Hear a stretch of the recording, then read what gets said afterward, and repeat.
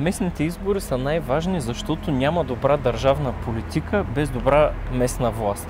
Каквито и средства да отделя държавата, ако местната власт не ги инвестира разумно и прозрачно, то гражданите не могат да почувстват техния ефект. Същото е с европейските средства. Европа отделя огромни средства за българските общини, но когато на местно ниво има корупция, когато има некадърност, когато има зле изпълнени проекти, когато има ремонт на ремонта и пак ремонт на ремонта, естествено тогава хората не вярват, че правителството или пък Европа си вършат добре работата. Затова казваме, че всъщност най-важните избори са местните избори.